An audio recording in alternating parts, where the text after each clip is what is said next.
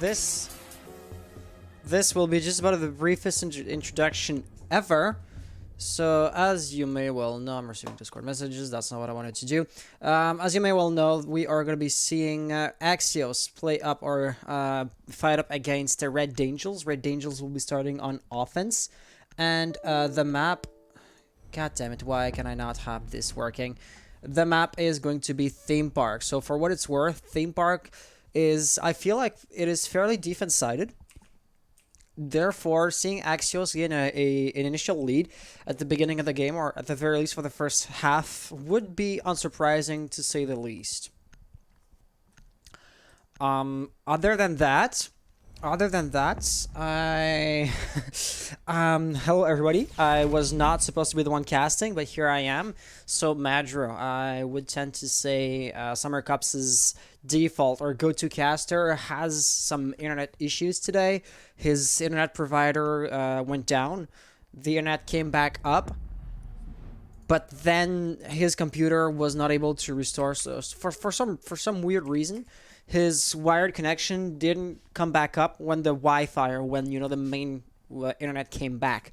So here I am, last second, trying to get this and that to work. So yeah, thanks for bearing with me. Haven't talked about the bans or the operator bans too much, but they are to some not really too surprising. Thatcher, Jackal, without any surprises, right? Those are the two go-to operator bans. Thatcher is a blanket counter to so many defensive playstyles. You have to get rid of him. I don't like this, because this kind of forces the player's hands. I mean, if you don't ban Thatcher, who can the defenders play with relative impunity? For example, right here, Thatcher will be a counter to Mute, Vigil, Valkyrie, Jaeger. Vigil, I'm not sure. Will the EMP grenade destroy or start? Yeah, it will temporarily disable the jammer, right? And with the 6-pick, only Castle is immune to Thatcher's EMP grenades. So Thatcher, absolute must. Unfortunately, Jackal, incredible anti-roaming operator. So once again, if you want to leave, the roaming game viable for the defense, you have to get rid of him. On the defense, the bans are less, I want to say, standard or less typical, but that's because the defense itself is less banned or is less broken to begin with, right? Defense, like we saw Cade and Maestro being banned. Cade is pretty good to reinforce or to protect the reinforced hatches. Once again, considering that Thatcher is going to be taken off the board, and Maestro is a good plant denial operator. After all, due to the glitch, Echo is not going to be allowed to be played today, and therefore, this is just going to make Maestro so much more important, which is why you wanted to get rid of him. So we're going to be seeing Ashes reinforcing and definitely preparing a setup outside of bomb site. And as you can see, his teammates are going to be helping him out. So this is not, just being reinforced at random. And they're definitely setting up an extended hold. That would probably explain as to why this part of the wall hasn't been reinforced. Or probably, I've never seen this before. It must be a staple of Axios' defense on this bomb site in particular. But it is new to me. And as you can see, they are most unlikely going to attempt to hold or to keep control of this entire corridor, which is why, reinforcing the wall next to it isn't going to be that important. We've heard a few first warning shots being fired. That was Veras. Veras, who was he shooting at? So far, I don't see any attackers' silhouettes in the near vicinity. Like, of course, right? They're going to be inserting themselves in the building from the cash stash area. English caster, my English is my second language, so I apologize if I'm not, the best. But I did realize that most of the viewers are English, so what's the point in casting in French, right?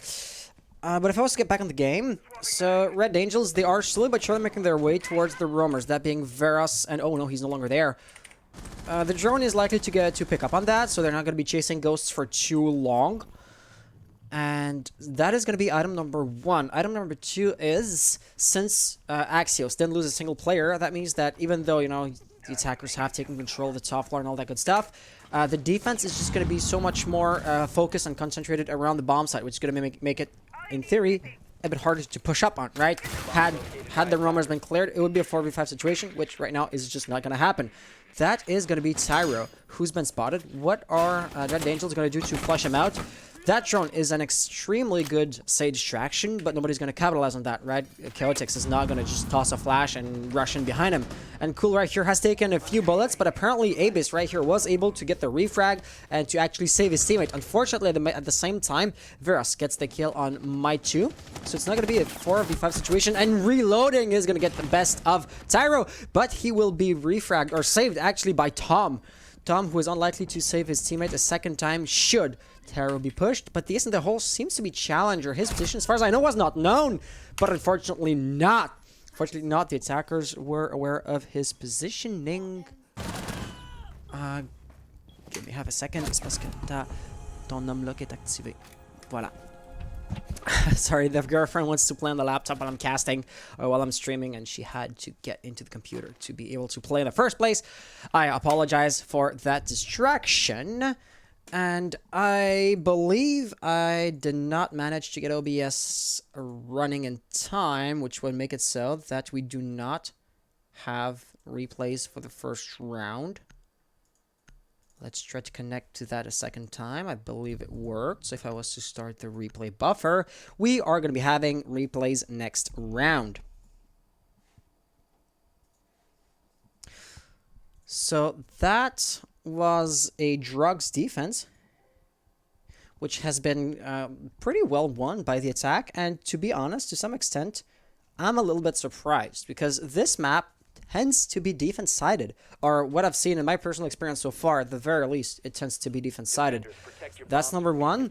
Item number two is simply the fact that it would hardly be considered a primary bomb site. So why on earth would Axios want to go there at the very first shot they get? It's not as if they won a few rounds before, and therefore, you know, they did have every single choice available to them, and yet they picked the odd bomb site, and I do kind of feel like they paid for it. Of course, they did definitely have a custom strategy. It wasn't, you know, the default meta, the default strat that you'd see in a ranked game, or what would you? So there is some merit to that, but apparently their strategy needs to be reworked or touched up on a little bit, since visibly they just lost theirs, so it wasn't as good as they would have hoped for. And if I was to just be pessimistic to Axios' side for a single time, or for one last time, they have just shown their hand. So custom strategies to some extent depend on the advantage of surprise, and now set of advantage of surprise has been lost, but it has not actually been traded for a round one. So going forward, should Axios win a few rounds in a row, should they be forced or elect voluntarily to go down there again, things might not be as easy for them as they were just last round. So that yet remains to be seen, but this is like my initial assessment or my initial feelings on how the game is shaping up to be. Round number two is going to be much more predictable, or much more much more similar to what I would have been expecting, right? The top floor would generally be considered as being a bit easier to defend. Plus, you don't see too much of a crazy strategy, right? A few walls have been opened up here and there, and I'm missing kills. God damn it. Veras will have been roaming with Valkyrie and will have paid the price for it. Apparently, knowledge is power, but he had the cameras, and Kha'Zix was able to show his exact position out. So there you go. The attackers won that firefight. Ashes is the other roamer, and he seems to be intent on getting the refrag here. Got a first kill on Cool. But the real kill, or, you know, the big deal would be to get the kill on Thermite. Of course, right? Hard breaching is huge, but he's not roaming at the right area to be in a position to get that frag. We do see that Chaotix's silhouette is in the general vicinity, so he might be going after Ashes, who will not be turning around fast enough. He took a minimal amount of damage, all things considered, so that is good for him, but still his position is known, and he doesn't know exactly who or how many attackers are, you know, trying to flush him out. He's going to be finding out the hard way that Buckledar is there as well, so he now knows he doesn't want a 1v2 situation. But that is going to be one firefight. On the other side of the map, you know, the attackers are also trying to push into bomb site or into OBJ, but things are going to be really halted, right? Because they have very limited resources, since so many of the attackers are trying to get rid of Ashes, who is still standing strong. He's not actively harassing them, but, you know, that's the name of the roaming game. He doesn't have to get the kills. He only has to play for time. Concussed as he is, he still gets the kill on Chaotix, leaving us with a 2v4 situation. And, oh no, Buckle, you should have gotten him there. He's down to 1/3 health, so, I mean, even a well-placed impact grenade would likely get the kill. But still, Tom gets the kill on my 2, leaving us with Sophia, last operator alive. So Ashes with the roam is likely to actually, you know, win the round with minimal pressure on OBJ itself, which is looking very good. It has to be done. I mean, theoretically, Buckle could still clutch this. Though, with 19 seconds remaining on the clock, and he hasn't even begun to attack the OBJ itself, things are looking extremely bleak for him. His reaction, his reflexes are pretty good, but at the end of the day, he gets the kill in Ashes. It's just not going to be enough. He doesn't even have enough time to run back to OBJ, let alone get the kills from the Diffuser and Planet. So, there you go. This is going to be a valiant effort for Red Dangels, and he almost got a second kill there. But at the end of the day, it is just not going to be enough. Therefore, Axios are going to win their first defense. And what was Tom doing there? How is your Mira roaming? So let me just get the replays on screen. Here we go. In theory, it should work. Oh gosh, I believe we still have the replays of the last round of the last game I have casted. I apologize for that. It's just going to be a one-time thing. They won't be appearing next round. But like I said, I've been jumping into the stream late last minute. Because the caster that was supposed to be doing this kind of had internet issues. And yeah. So this is how the previous game has been 1-7-0, but this right here is what we're actually interested in.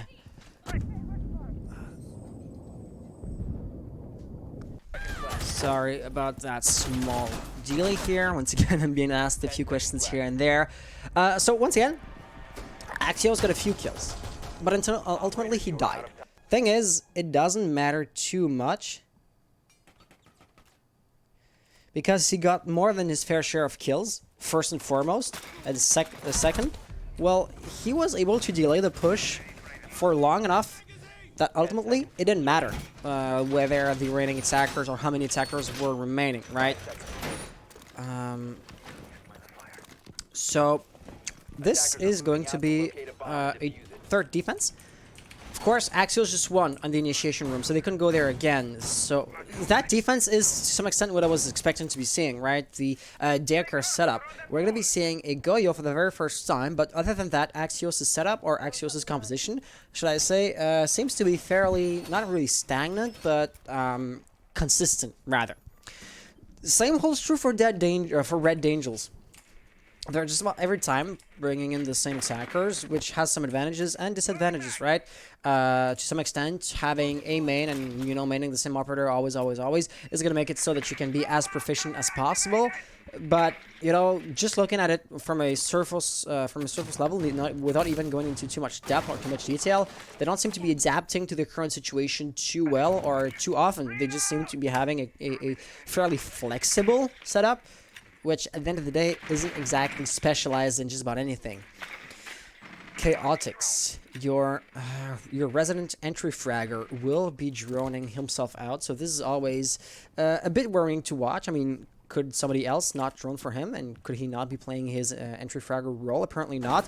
Maichu is going to be next to that Vulcan shield. He's just burning to a crisp. Still alive, but very low on health. Buckle entering by the arcade toilets, so that could open up the way for him to flank a little bit. Oh no, Chaotix was just in front of him. He gets a first kill. Position will now be known, and of course, fire will be returned. Nothing will connect because he just retreated back down the stairs. So at the end of the day, he played really, really well. He got a kill, then just immediately became elusive and prevented or denied a refrag, which in and of itself is a net positive, or actually an unpunished positive for Red Dangels.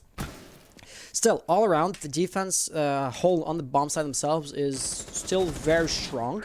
And you could argue the health pool as a whole is still very similar. But that is going to change as Cool gets another kill. Is it even going to be a third here? Veros is going to take some amount of damage. Nothing too much, too dramatic. Still, he is exposed and never going to have time to blow up that nitro cell. 2v4 situation is going to be a bit more worrisome if you're an Axios fan or an Axios supporter.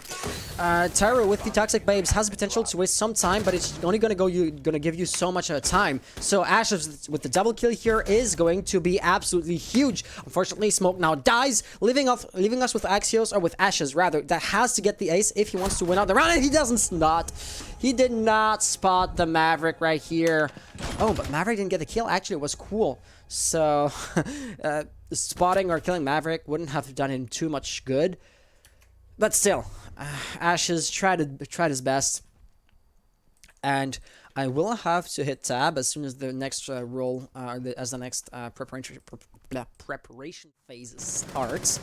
But I would not be too surprised if I saw Ashes top fragging his team. So he's been doing the roaming game, at round number 2. Right. And during the last round right here that we just saw, he got a few kills as well, was last alive. So, this does give him an opportunity. But if I was to just point one thing out, so give me a second. We just went daycare. And it's been won by the blue team. I always have to keep an extensive log of the game. Should we have a rehost, I have to know who played where and who won what. But the thing I wanted to say was, round number 1, the round ended up losing still. No, round number 2, rather. Well, both of these rounds, actually. I'm just contradicting myself like left and right. But the thing is, the roamers on Axios were pretty aggressive, right? Remember how far-reaching the extensive hold was. Remember where the roamers were roaming? And that was just on the other end of the building, as far away as from the bomb sites as you could realistically expect the defenders to be. And that last round that we just seen, I mean, Ashes, your default go-to roamer was on site or had to rotate back on site because he was unable to prevent the attackers, or to get a few kills on the attackers, or to put it another, to rephrase that the last time, he was unable to position himself between the attackers and the OBJ.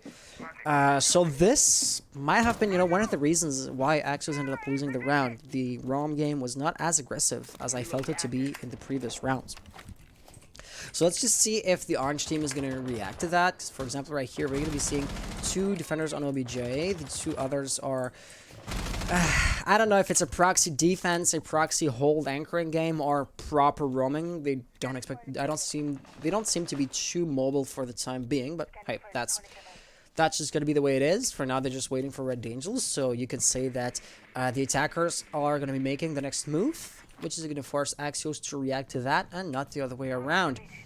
Abyss from the top floor, from this roof, actually is just holding that window, but I don't expect anybody to peek that particular window. Not just because there's nobody there except Veras, who is a bit too far out, but just generally speaking, you don't expect the defenders to have that kind of play style. So looking at the drones, looking at the attackers' positionings, except Chaotix, who enters the building from the other angle, this seems to be Cash Stash once again seems to be the initial insertion point into the building. It would be known, they did the same thing last time, and therefore you can expect to have a few defenders ready for them. Not all of them, of course, because like I said, Chaotix and a few others are entering from the other side of the building. He's gonna get a first kill in Ashes, by the way, so that's gonna be a huge first kill.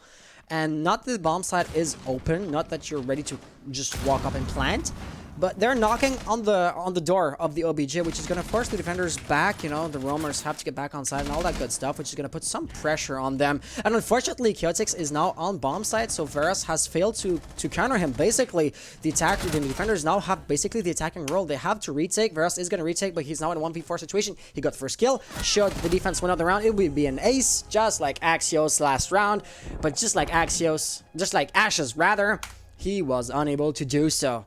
It's still highly doubtful that he's actually not going to get the 5k in a 1v4 situation. But try as he may, he didn't give up, and that's, I believe, one of the few things you can actually ask from the players, right? Giving up is the single worst thing you can do. You're not guaranteed to win it out. You'll win it out, 1 in 20, 30, 50 times. But if you give up, you'll just never get the clutch down. So that playstyle, even though it didn't pan out, is what we like to see.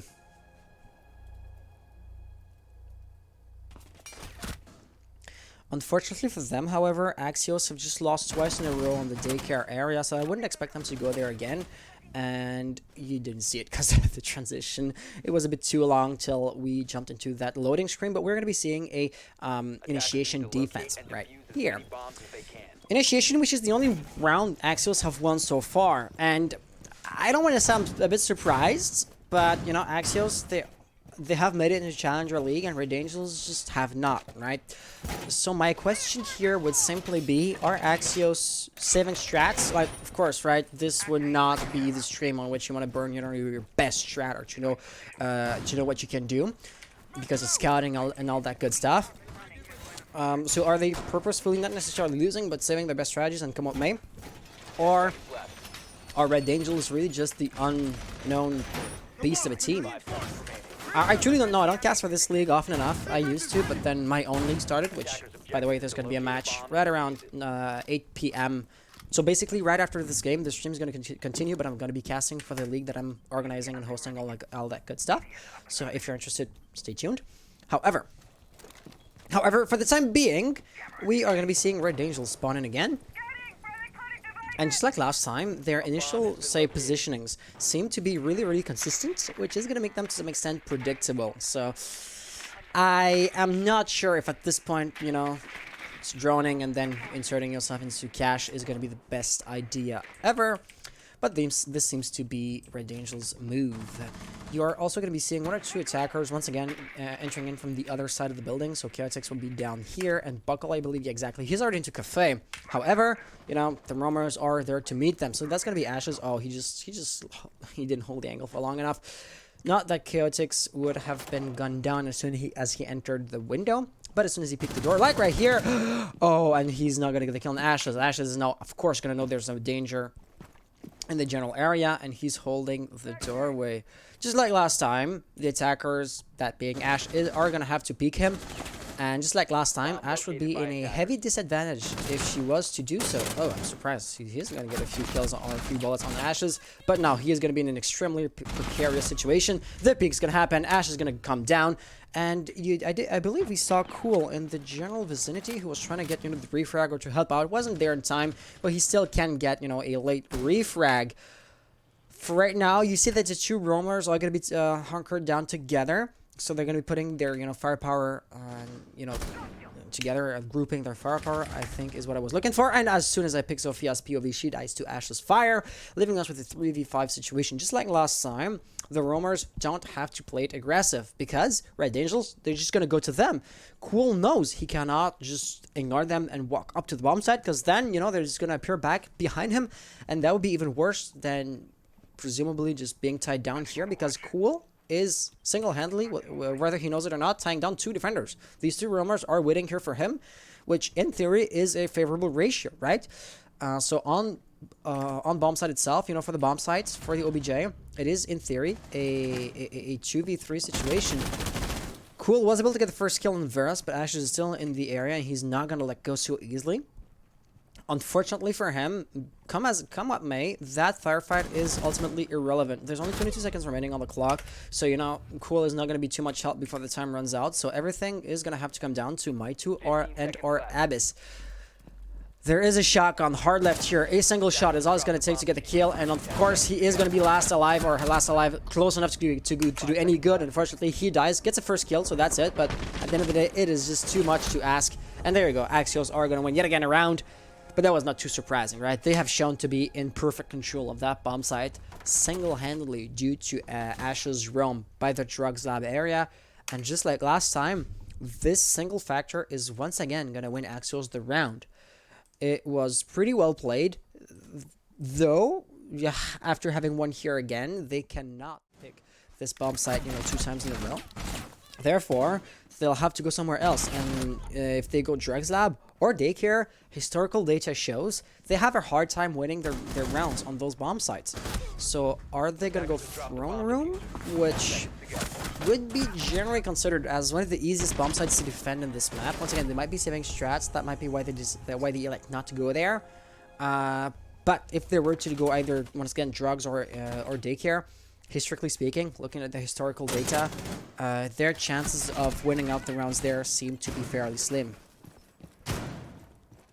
Attackers have discovered the location of a bomb. So at the end of the day, yeah, they don't go. They're not going to be going throne room again. We're going to be seeing just about the same defense and just about the same setup as we saw right around round number 1. But I believe we're going to be seeing a bit of a mix-up. So Ashes was not playing Sled, or Castle, rather. Tyra was playing Castle, and Ashes was playing Jaeger. So those two would have swapped operators with each other.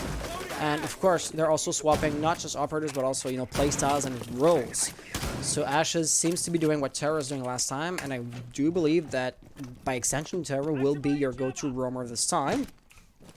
Let's see if it makes any difference. I mean, so far, Ashes has been a tremendous roamer. I don't know why they elected to do that change, but there you go. This is something that's going to be happening. Let's see how Red Dangels go about that. Generally speaking, they're just going to go against the same defense, the same setup as they've seen before. So it shouldn't make too much of a difference overall. But still, this is like the only point, the only diverging point between run number one. So I wanted to underline that. However, right now, we're not going to be seeing anybody roam or defend in the upper half of the map, on the eastern half of the map, except for Terra, who's playing Jaeger once again. And he is not exactly roaming too hard, right? He's just, for the time being, gathering intel and feeding that info to his teammates. So Ferris would be your top floor roamer. He's going to get a first kill on Thermite, or actually just a down but not out. But there you go. Abyss is now gone for good. That was number one, hard breaching. Number two, diffuser lost. I don't think that diffuser loss will be too big of a factor because he didn't actually hold the angle. So at this point, recovering said diffuser would be fairly trivial for Red Dangels. But losing Thermite might also prove to be a big issue. So caught between two crossfires, that was not too easy. And oh, Chaotix. I don't believe Tyro is aware of that opening in the wall. So if he stays there for long enough, if he holds the angle quietly for long enough, it could even work. But there you go, and running. He has a free kill here, and that is going to be Tyro's end. Cool, on the other hand, is not doing too much. He's still, running back and forth upstairs. He seems to be hesitating a little bit, doesn't know if there's any roamers in the area, and doesn't exactly seem to know what he wants to do, right? There's no... You don't see him purposefully walking to either, entry point to the OBJ or to any of those roamers that are still holding a few cross angles. He just dropped down here, so what can he do from the arcade entrance? I believe he wants to mount some pressure on Ashes. That could be interesting, but there's still going to be a Valkyrie camera, which is going to be feeding intel. Has just been spotted. Chaotix getting another kill. Now a 2v3 situation. That is still disadvantageous, but not as imposing or not as, say, intimidating as the 2v4 situation was. So Ashes is definitely receiving a mild amount of pressure, and Tom could also help out on that front, since you do see IQ. She just walked in front of the main door and has not been punished for that. It seems surprising. Tom still holding the angle. He sees the gun. He's likely to get the kill. But the heavy pre-fires are unfortunately going to miss the mark, and that is just going to make them aware that somebody's right there. And if he's not too cautious, there go. Challenge is going to get the kill, leaving us with Chaotix, last player alive. He did not even get the kill in Ashes. Didn't even get the kill in Ashes. That's unfortunate, because I don't want to say that I didn't expect Ashes to get the kill, but the UMP-45 is one of the weakest guns in the game, right? Slow rate of fire, damage is pretty good, but in a 1v1 firefight at close range, you would expect the R4C to win out just about every single time. So in this instance, Ashes has proven to be the superior player because he won the firefight in a disadvantaged situation. So this will have been a drugs victory for Axios. Nicely done on their part, and by doing so, they have gotten the 3-3 scoreline for the roll swap. Like I said, I did believe the defense was a bit easier than attacking on this map, so by virtue of them having the quote-unquote easier side, and yet barely being able to keep the scores tied, I am unsure as to what the second half of the game is going to give, but we're going to see just about now. So this was a nice final kill cam for Ashes, and I just realized right now that I forgot about... I said I was going to hit tab and look at the scores, yet I didn't do that. So Ashes would be top fragging his team indeed, but his lead is far from what I was expecting it to be. Like, I thought he would have something along the lines of 8 or 9 kills, and Varus and Tom would have 4 at most. So he's leading with only 1 kill, but there you go. Tyra, unfortunately, being the bottom fragger, but he seems to be playing a support role. He was playing Castle on defense, and now he's playing Gridlock on offense, so that checks out. And Red Dangels are going to have a, we see right here, initiation setup. Their setup seems to be a bit more straightforward. You know, nothing on the way of extended hold or nothing along the lines of, you know, unheard of defense. So there's a good and there's a bad. Of course, you know, the advantage of surprise might carry some value here. However, having the quote-unquote default or expected strat is also going to make it so that they have the supposedly best strat available, right? It remains to be seen, but for the time being, they are also going to be pretty aggressive. That flash is not going to get anything, but it was still, you know, holding this angle and exposing yourself to a hypothetical kill so early on into the round. Should Axios be able to easily outgun and outfrag Red Dangels, things will not be looking too good for them. You know, what I mean by that is basically the defenders are peeking quite aggressively, or way more aggressively than what I would maybe even consider wise. Challenger here, it's likely to be jammed, but this is what Kali is there for. So at the end of the day, opening up the reinforced wall should be fairly trivial. And that is going to allow Veros to keep on pushing since his utility is no longer too much use. Actually, it's been used. He gets the first kill on Abyss, who he didn't seem to be expecting to be pushed from that angle. So that is going to be putting so much more pressure on Pool since he's not last operator alive in that general area. The flash is absolutely gonna get him blind, and he is likely to die as a result of that. There you go. Veros is just going to seal the deal for good. And that's going to be leaving you with a 3v5 situation. All in all, it does seem, you know, disadvantaged, but not already lost or not, you know, too dramatic for the defense. Thing is, just about every defender that was in office has been flushed out, so Chaotix had to get back, and he is still very, very exposed to potential, you know, bouncing flash grenade. Veros is down but not out.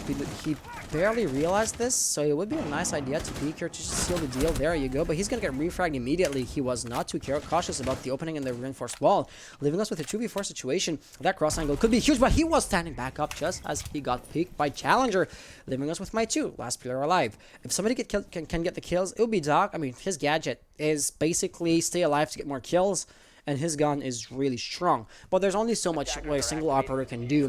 Diffuser has been planted. He knows that there's somebody right in front of him, but at this point, I wouldn't expect that player to peek him, right? The attackers now have just to play for time, and Axios seem to be doing just that. Thing is, my 2 is exposed at a few different angles at the same time, right? And he's going to flick here. Unfortunately, he is going to miss the mark, and Axios will be winning round number 7. So this would even further disprove that this map is defense-sided. Either that or that particular game is not representative. But I would have to pass the question along to you. Do you consider Theme Park, so this map right here, to be defense-sided or not? Because the first games I've seen here were heavily favoring the defensive side. But at the same time, I haven't seen too many games since the map has been added. It's been what, 3 seasons at most? 2 seasons actually, I believe. That compounded with the fact that this map right here, Theme Park, is not the favorite among the community, or among, you know, the general community at the very least. Pro players, like to some extent you might even argue, our Axios are on their way, or not just argue, they are on their way to be pros. But yeah, so pro players will be playing on just about every map because that's, you know, what they do. But the community, the level at which I am casting, they tend to dislike Theme Park more than just about any other map out there. So all in all, Initiation was a flagrant victory for Axios. Red Dangels could go there again, but as you can see right here, they elected not to. I mean, their defeat was pretty intense, and they didn't lose just, you know, by a lucky wall bang or in a 1v1 situation where, you know, the scores were pretty close. It was absolutely crushing, the defeat they suffered there. So they're gonna go somewhere else, and they're not gonna try to just patch up what didn't work last round. There's too much to just, you know, salvage that last round, that last defense, should they find themselves in a similar situation for a second time. So they would like, or they actually would prefer to just reset just about everything and try again somewhere else. Of course, we're not going to reinvent the map, so Axios are also going to be looking at the initial insertion into a cash stash, but unlike last time, we're going to be having a few defenders, mainly being Buckle, holding the angle on the very first door, and the very first angle of insertion into the building. Like I said last time, this defense is way more aggressive than what Axios was offering when they were on the defensive side. And once again, if Buckle is good at playing his role, he has the potential to waste a lot of time for Axios. But if he just gets outgunned pretty early into the round, it is just going to be a 4v5, an unfortunate 4v5 situation very early on, just like Cool is going to be suffering right here. On top of that, that is going to be your smoke lost really early in the round. A heavy blow being dealt at Red Dangels here. Why was not somebody else holding that angle? And Buckle is going to fall under Ash's fire as well. Oh, that wallbang almost got the kill too. Chaotic, consider yourself lucky to still be alive. He's gonna get a bit of healing from Doc, leaving us for the time being with only Abyss holding up the offense. He is gonna be watching the angle like a hawk, and hopefully for him, he's not gonna hold the angle or turn around at the wrong time like both of his teammates who are dead right now. I mean, Cool was vaulting over a deployable shield, and Buckle stopped aiming down sight when the attacker, when Zofia dropped down. So poor timing, more than poor, I mean, game sense, reaction times, or aim, generally speaking, on Red Dangel's part. Let's just hope the remaining defenders are not going to make the same mistakes. Chaotix is holding the angle, but he too is going to have to turn around. And to see him actually expect somebody to be peeking from this angle speaks to how little intel Red Dangels actually have. They don't know where the push is going to be coming from, and they don't exactly... they have very little intel, and that is going to be handicapping them more than they might imagine. So Ab is still holding the angle. But for the time being, he's not going to get peaked. Chaotix is straight up not contributing to his team for the time being, so that is not good. And Maitu is holding an extremely tight angle on the breached wall. So this would be the likely point from which Axios would attack. But it's unlikely to be the only one. As we can see here, Tom is creating another breach in the wall. Doc will unfortunately have been droned out. Challenger is also looking for a bit of intel, and it seems like Ashes is just about ready to push in. With 15 seconds remaining on the clock, you know, they'll have to push in soon.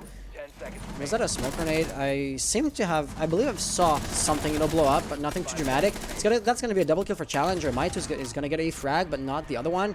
And the diffuser is now being planted. He is gonna potato hard, and you just barely see the tip of Thermite's backpack, but he does not get the kill, does not deny the plant of the diffuser, and does not even keep his life intact. And therefore, that's just going to be Ashes with the impact grenade. Impact grenade. Such a disrespect. That's going to be Ashes winning it out for Axios, round number 8. They're now 5-3, and I tend to say this quite often, but a competitive Rainbow Six game is played over the span of 12 rounds, barring an overtime situation. In that instance, it jumps up to 15, I believe. Actually, it does jump up to 15.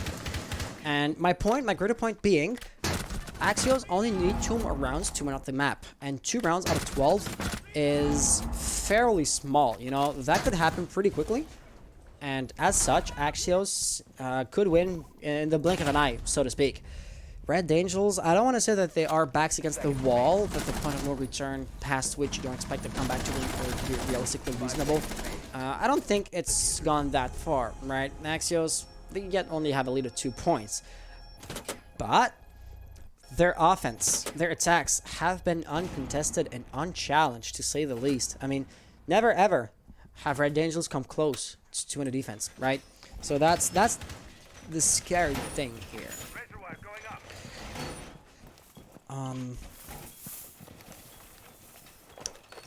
So previous round has been played on daycare, and it has been won by the orange team, that being Axios. Round number 9, we're going to be seeing another daycare defense. 5 seconds left. And generally speaking, it is going to be more of the same on both sides. The defense is going to have one single difference between that last round, and namely, versus apparently the victim of a spawn kill. He doesn't get fragged out, so that's the good news, but still, he's going to be playing as if he just revived himself like a Zofia would. So, yeah, he is going to be extremely low, and anything is going to get the kill on him. So he is backs against the wall, and he's not allowed any mistakes at this point. So what I wanted to say was, we don't see a smoke. We are seeing a Jaeger instead. And last round, having a smoke present at the critical junction last round would have been really pretty interesting for the defense. But this is exactly what I was also talking about. Red Dangels, they're peeking really aggressively. For the previous few rounds, they didn't, bite them in the ass too much. But right now, we're going to see this. Both Abyss and Cool are down without, for a single kill to show for themselves. And extremely early into the round, we're going to be seeing a 2v5 situation. Things are not looking good for them, to say the least. And they have not even begun to, breach walls or to attack the OBG itself. Losing 3 roamers is huge within the first minute of the game. So at this point, I want to say Axios, barring, a major mistake on their part, have already won the round. They have more than enough time to extensively drone out, and more than enough drones left, right? They didn't lose any to the roamers. They have more than enough drones, time, and utility to overwhelm the 2 remaining defenders. There's no way, once again, barring an immense mistake on their part, that Red Dangels win out the game, or win out the round at the very least. Buckle could toss a Nitro Cell if he has a throwing arm strong enough. He might even reach Ashes, but I doubt that. It seems like he's going to try, though. And Ashes, of course, is going to be firing. He gets the Nitro Cell mid-air, I believe. So this is going to be a big piece of utility loss. And he is going to be ready to just push it on OBJ. Doc is going to die. Buckle has to walk up a flight of stairs, so that's going to make his position, his movements extremely predictable. And therefore, I'm quite surprised that nobody on Axios was watching that staircase. Oh, they don't realize he's already up there. That's got to lead to a kill on Ashes. But now that the advantage of surprise has been lost, he finds himself in a 1v3 situation with diffuser planted and running like he is. He does get a kill on Challenger. Nicely done. Now 1v2. This is already less intimidating and more doable. But once again, the time pressure is looming over him, and there's not too much he can do about that. He doesn't know where his opponents are. He's just going on intel, on instinct, on reaction, on reflex, and it's only going to get him so far. He shoots a drone. His position once again revealed, and Thermite seems to be acting accordingly. He's just going to be prone. This is unlikely. He gets a kill here, and there you go. Axios winning round number 9. This is going to put them in a match point situation. At this point, really, realistically speaking, what can you expect from Red Dangels? Not too much. This was the closest round we've seen. And, saying that a 1v2 with diffuser planted is close, or is the best you have to show for yourself so far, since the role swap that is, things are not looking too good. So, I would even go as far as to say that the point of no return has happened. At this point, I don't think it's reasonable nor realistic to expect or to ask for a comeback from Red Dangels. And therefore, GG Axios winning the last round is going to be a, I don't want to say formality, but basically it's going to be a given. The one and only trick that might yet be up Red Dangels' sleeve is going to be the armory and throne room defense. So your blue team hasn't tried to defend that area once since the beginning of the game, and therefore their last chance, at getting the advantage of surprise, at outsmarting Axios, to so to speak, might be here. But even if they were to win here in the throne room, next round they go back upstairs or in drug labs, and that, as we've seen before, just doesn't pan out for them. So yeah, maybe Red Angels are gonna win the one round, but that's just about the extent of the defiance they can put up, or that's the amount of defiance I expect them to put up. Unlike last round, it doesn't appear like there's gonna be a respawn kill. The spawn kill was a brazen attempt at defiance, which kind of first died really early as a result of that. But thing is, now Axios are likely to expect said spawn kills, so yeah, I guess it's a good idea not to spawn kill. Still, Axios seems to be intent on taking control of the top floor, so that would, be consistent with their previous rounds. And of course, the defense seems to know that, so Buckle would be... For the time being, he's droning, but as soon as he exits the cameras, he's really close by. He's gonna get a drone, but his position has been known. And I expect him to be peaked and pushed pretty aggressively pretty early on. And he's gonna get 1 or 2 bullets worth of damage through the wall bang. No way Axios knows that, so his position as up until the drone was manned was unknown, but there you go. He is once again rotating, fleeing as he can. But ultimately, you can see that he's clearly overwhelmed. There's not too much that he can do, right? He is... The droning economy for Axios is just too good. And he is going to be distracted, unfortunately, just as he gets picked. Once again, it was a free kill for Veros, right? He could have done something had Buckled up been looking at him. But unfortunately, once again, this is really a string of unfortunate events for Red Dangels. So many deaths have been attributed to poor, I don't want to say judgment, but poor reactions or poor movements when the time came to actually get the kill or when they actually got peaked. So, 4v5 situation, a minute 20 remaining on the clock. Things are looking marginally better than they did last round, comparatively. But still, I would expect the attack to win it out. That hatch is going to be breached. That is a one rotation, let's say, lane cutoff for the defense. But other than that, Chaotix is still roaming, and he seems to be the only roamer. He's been spotted, and he's now in a cul-de-sac room. So it was crucial for him to get that kill. He does. And the 4v5, the 4v4 situation is going to be bringing us back to an equilibrium. He gets another kill on Tyro. That is good. That is good. However, Tyro's going to also say nice shot. I think it was deserved. However, on his own, he's not going to, deny the push as a whole. So, of course, Tom is going to breach the wall right there. And Challenger and your Thermite seem to be the ones that are going to be attempting to push in. As Ashes is going to work on fleshing out your roamer. He seems to know exactly where he's going to be. Chaotix also knowing there's somebody on his scent as that concussion nade blows up just about in the middle of nowhere. But still, it is going to be a good indicator that he's being pushed. Cool is going to get a kill. Leaving us with Challenger, who also tried to funnel in. That didn't work out. And Abyss also got the kill on Ashes, who apparently had no choice but to rush into OBJ. Try as you may, if the roamer isn't dead, it doesn't matter, because the timer is not going to let you wait, or it's not going to wait for you, rather. So there you go. What I kind of expected to be happening happened. Blue team won a round, but they are going to go right on the top floor again. And once again, if I was to look at historical data, Axios are the uncontested kings of the top floor. So there you go. The defense did its best. It's not yet over, but I fully expect it to be.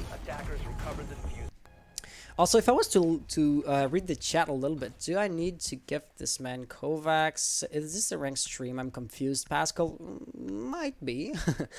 I might be. Is overlapping barbed wire the new meta? I don't mean to, bash on the blue team, but they're losing 4-6. They were losing 3-6 earlier on, and there might be a reason for that. Oh, actually, you know what? I'm curious, now that we're mentioning it. What are the ranks here?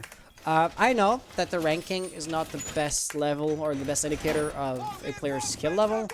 There is absolutely an argument to be made. I mean, you can be boosted, you can be playing with or against cheaters. It can go both ways, just, to muddy the waters. And I am in agreement with that. However, this kind of is the tool that Ubisoft puts at our disposal. So it's the tool that I'm going to be using. And I'm quite surprised. Generally speaking, it seems like Axios and Red Dangels have a fairly similar, I don't want to say skill level, but KD ratios. The big, say, difference would be the overall KD. Yeah, no, I messed up. The rankings seem to be fairly similar. The big difference would be the KDs. So Ashes and his teammates would have ratios around 1.5, still around the platinum area, but they would have a platinum 1, platinum 2 with 1.5 KD. That's the big difference. Lastly, we're going to be seeing Chaotix once again being in a position to be fairly aggressive, not over-peaking like they did last time, though he has a shield, so that wouldn't matter too much. But the thing is, yeah, he is going to be once again presenting himself and try to gather, I guess, intel or to slow down the attack as much as possible. And I'm once again doubtful if this is the thing to do, because just like last time, they're exposing themselves to being picked up really early into the round. So Gridlock, that operator right here, the shield, not as much, but there you go. As soon as you know that he's there, Ash is just gonna get on the window, and he's gonna do what he does best, and that's simply going to be getting a kill. Abyss is trying to get the refrag, but that's just not going to happen. And you're also receiving fire from your Kali, who likely has already destroyed. No, not yet. I mean, bandit tricksing is theoretically possible, but I don't know if that's the point. And to keep your utility. Buckle is going to get a nice kill on Veras, and I believe Might2 was going to be receiving some pressure from Ashes. No kill is going to actually happen, but there you go. Thermite opening up the reinforced wall is going to allow the attackers to funnel in. You still have Abyss right here, and if need be, Cool is also in the area, holding a cross angle. His possibilities are somewhat limited, and peeking like he did, Abyss is likely to die right about now. He has 11 bullets remaining in the mag and nowhere out. Fortunately for him, that angle was not being watched, but the other one was, and Ash is now looking for a double kill. He gets that. In total, he gets a triple, leaving us with Might2 in a 1v4 situation. He could easily, out of all the operators, revive Buckle as soon as he has an line of sight on him, but that does not look like it's going to happen anytime soon. So, what can you hope for? Like I said, unfortunately, not too much. Diffuser has now been planted. Might2 is not aware that there's nobody on his right side, so apparently he is going to be, worried about that a little bit. But at the end of the day, it doesn't matter too much, as Axios are going to win round number 11 right here. They're not going to put an end to that game. And apparently Kali put him down, and your Nomad got the final kill. So there you go, that's going to be Ash's top fragging for Axios, and being your game leader. So just for the archives, our last defense was Initiation Room, and it's been won by the orange team. So let's go for the replays one last time, like so. There you go. And yeah, a huge GG's to Axios. Red Dangels, they did their best, and you could see that they did not give up till the very last second. I like to see that. But at the end of the day, it was too much to ask for them. So there's no shame in losing to a better team. My last question would simply be, what is the score, or what were the points within the league, right? What were basically the odds of winning and or losing? So Axios, they would be, I don't know if they're first, actually. They do have 18.5 points, whereas Red Dangels only have 5 points. So by that metric, Axios seems to be, more than 3 times better than Red Dangels.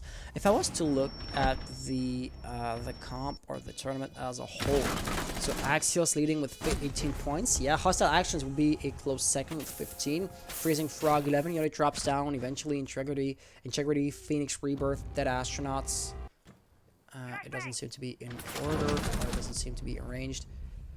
But the unfortunate news is, yeah, Red Dangels, they are hanging out at the bottom of the leaderboard here.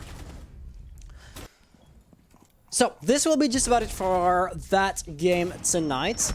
Like I said earlier on, I have another match planned, another match lined up. However, it is not going to be for this league right here, but for the one I am organizing myself, being the DAL.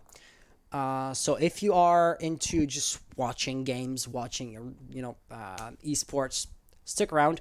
If you are here specifically to look or to watch either the SummerCup or to follow these two teams, unfortunately, this is going to be the end of that particular match. So once again, a good GG's to our players, and I am basically going to jump to another call.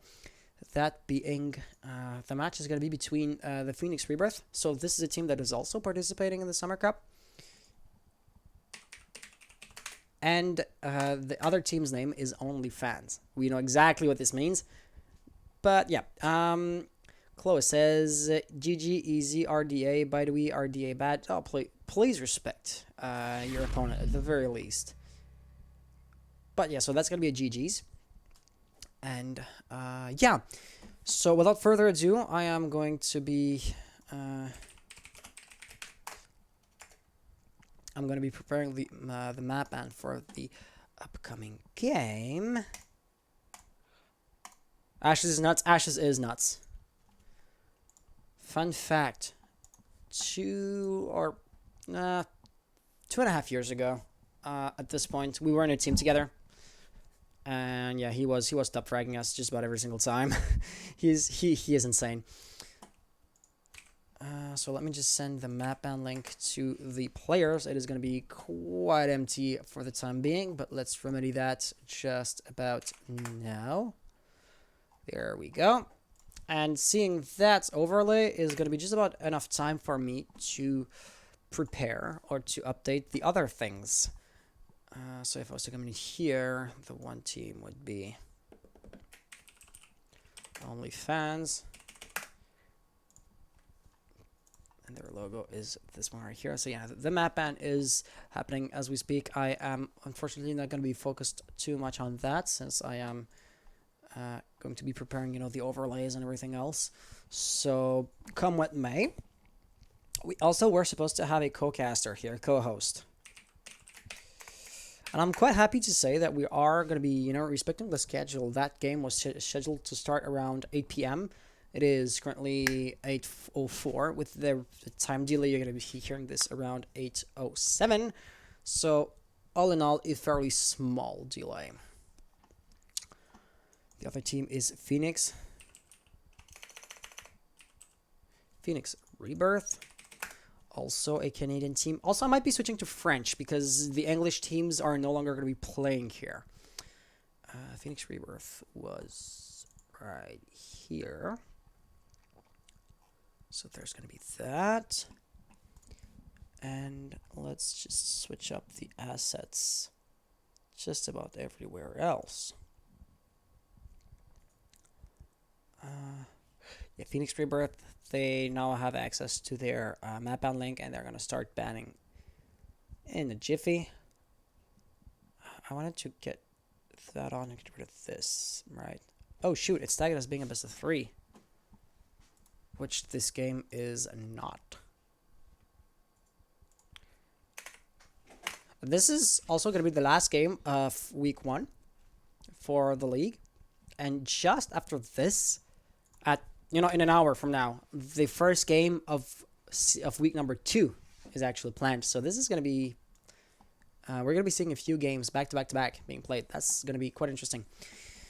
But for the time being, we have Cafe, Theme Park, and Villa remaining in the loop. Let's see which map is going to be played. Too easy for Axios? Might be. I do be an amazing flank watch. You were.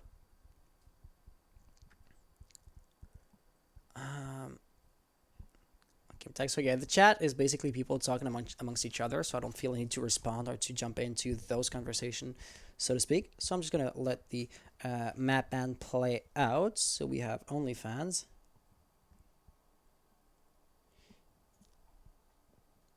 Going up against Phoenix Rebirth.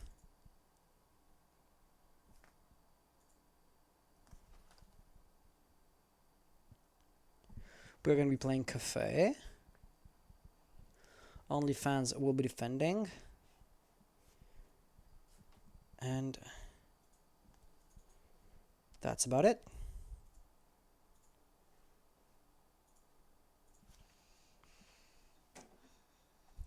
Okay. Chloe saying, let's go OnlyFans. So without further ado, let's invite them.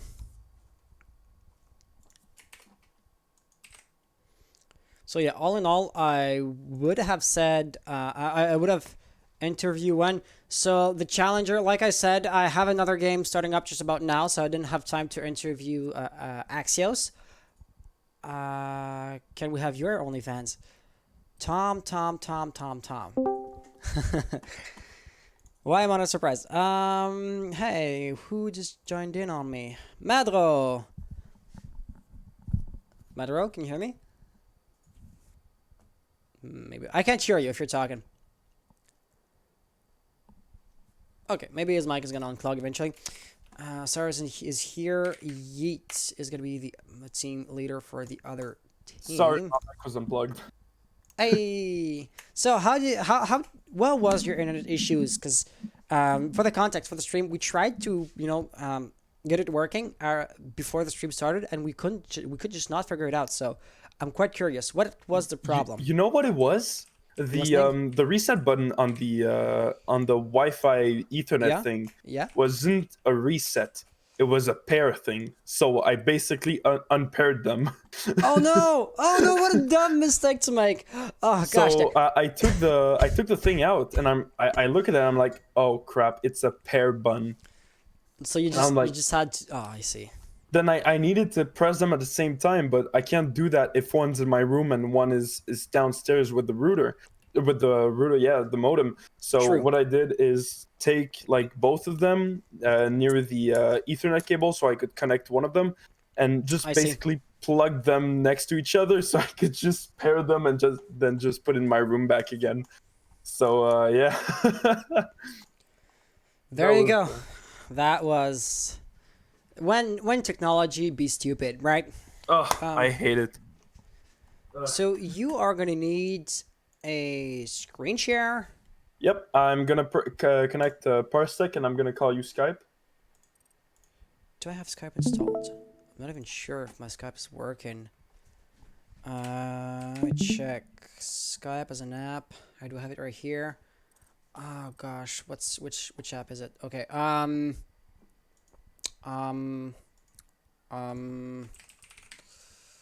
make it quick. I might have to. I'm not logged in with the right account, so I'm just gonna add you. I'm just gonna send you a link. Let me send you this right here.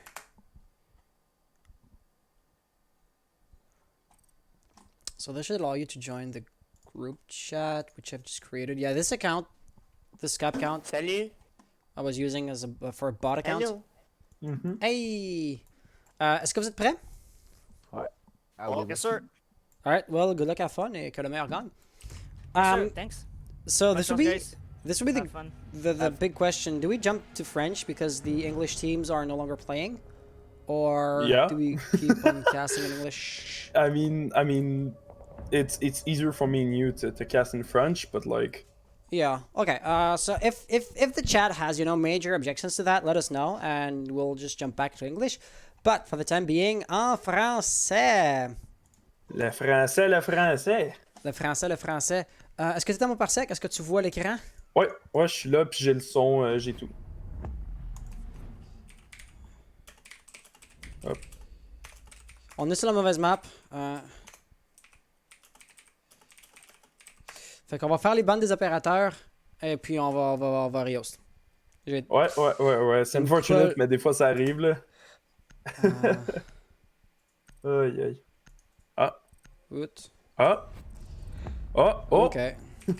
Ah, c'est pas les mêmes bandes, c'est vrai. Ils sont pas du bon côté? Non, c'est pas les mêmes bandes. Tu bandes quelqu'un sur Villa, mais tu vas peut-être pas le ban sur Café. I see, ouais. Fait que on va reprendre ça de A à Z. Unfortunate. GG à eux qui ont mis Meme Tachanka comme dernier ban. Oh yes, ça on respecte. Oh, mon cher Hans, t'as pas fait tes games de placement? 0. Oh, on va avoir un petit vierge avec nous. Center US, créé comme spectateur. D'ailleurs, je reçois des messages sur Discord, ça c'est hop. Comme ça. Et puis sinon, je reçois des notifications de part et d'autre. Si tu veux m'ouvrir les match options, je pense que je suis capable de t'écrire les affaires.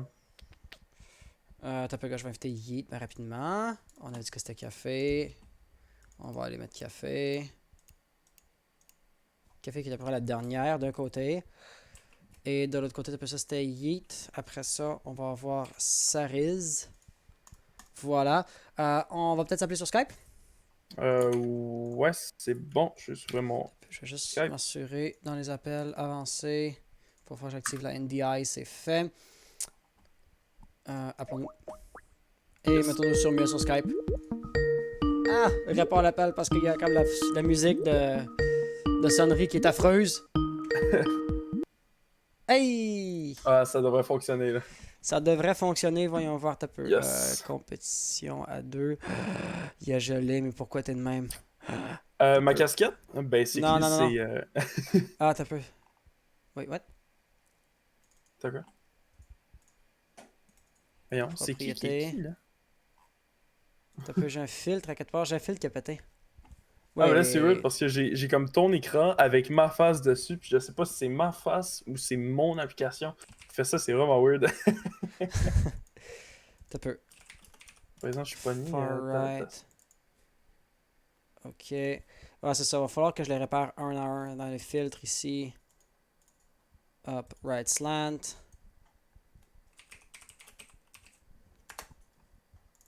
Comme ça, c'est. Voyons, j'avais changé un peu mes affaires. J'avais mon serveur personnel qui avait planté. Fait que j'ai comme move mes fichiers. Puis là, après ça, ben, les liens d'OBS sont comme plus bons, là. Ouais. Comment ça s'appelle? Ça s'appelle Center. Hop.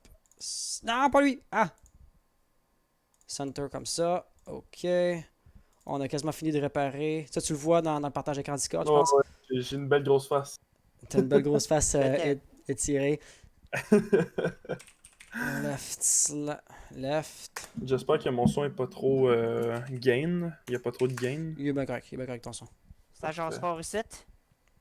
Hop, et le dernier ici dans les filters, ça va être far left. Far left, close. Et là, avec ça, on va être prêt à venir dans cette interface-ci. Maha! Yes, sir! Maha! Là, par exemple, je vais devoir. Ouais, ok, parfait, t'as mis ça. Non. Et Colin. Ok, C'est donc moi, là, c'est juste moi qui essaie de sortir de. Ben, tu sais, Guédou, je vais juste me déconnecter. donc on connaît la chanson. Ok.